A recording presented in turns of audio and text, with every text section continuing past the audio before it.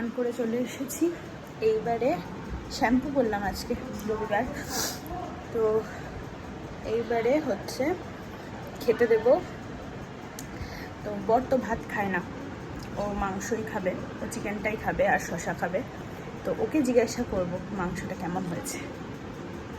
Chicken খাবে, chicken খেয়ে এখন বেরিয়ে যাবে। লেগ পিসটা খাও,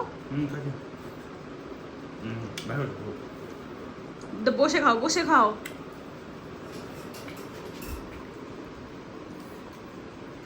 যদিও বিছানায় বসে খেতে নেই, কিছু করার নেই। এখন খুব তাড়াতাড়ি জামা টামা ছড়িয়ে ছিটিয়ে লেগ পিসটা খাও। নুন টুন ঠিক আছে?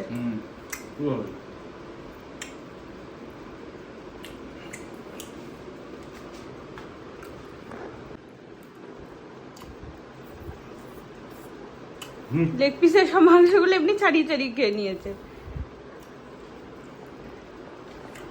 তাহলে ঠিক আছে।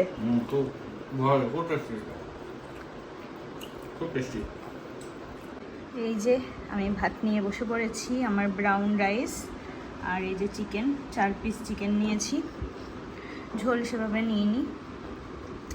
চলো খেয়ে আমি এবার দেখি কেমন হয়েছে।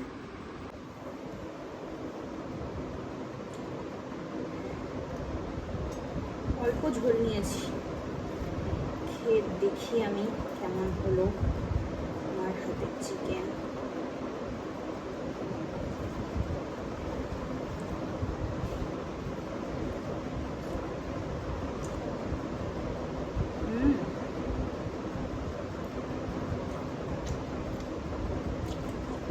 চিকেনটা একদম নরম হয়ে গেছে, খুব সুন্দর সিদ্ধ হয়েছে। আমি লেগ পিস খাই না, সেই জন্য আমি এরকমই পিস নিয়েছি।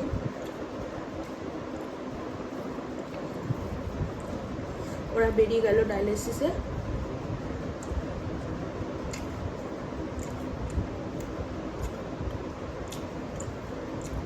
ননদের তো ডায়ালিসিস চলে, তো বর নিয়ে বেরিয়ে গেল ডায়ালিসিস করতে।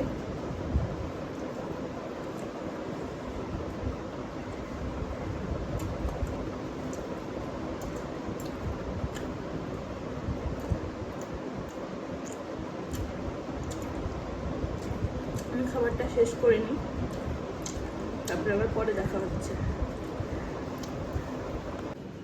খাওয়া দাওয়া তো কমপ্লিট হয়ে গেছে। তার 8 ঘন্টা, 2:30, আজকে অনেক লেট হয়ে গেছে খেতে। 2:30-এর সময় খেয়েছি, 2:30 না 2:15, 2:15 খেতে বসেছিলাম। আর আমি তো চিকেন ভাত তাড়াতাড়ি করে খাওয়া হয়ে গেছে। তারপর বাসন টাসনগুলো মাজলাম। এখন তো কাজের লোক এখনো পর্যন্ত খুঁজে পাইনি কাজের লোক, নিজেকেই বাসন মাজতে হচ্ছে। তো বাসন টাসনগুলো মাজলাম, আর তারপরে এখন বাজছে ঘড়িতে 2:45। এই ঘড়িটা 10 মিনিট ফাস্ট, তো 2:45 বাজছে। একটু টক দই খাচ্ছি। আমি তো খাওয়ার পরে টক দই খাই, কিন্তু খাওয়ার সঙ্গে সঙ্গেই, মানে ভাত খাওয়ার সঙ্গে সঙ্গে টক দইটা খাওয়া উচিত না। টক দইটা একটু 20-25 মিনিট পরেই খাওয়া ভালো।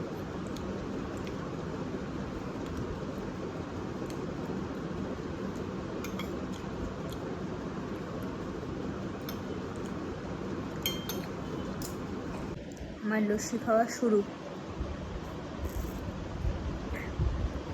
কালকে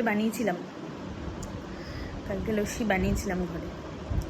আজকে দই কম আছে, লস্যি হবে না, সেই জন্য এটাই খেতে হচ্ছে।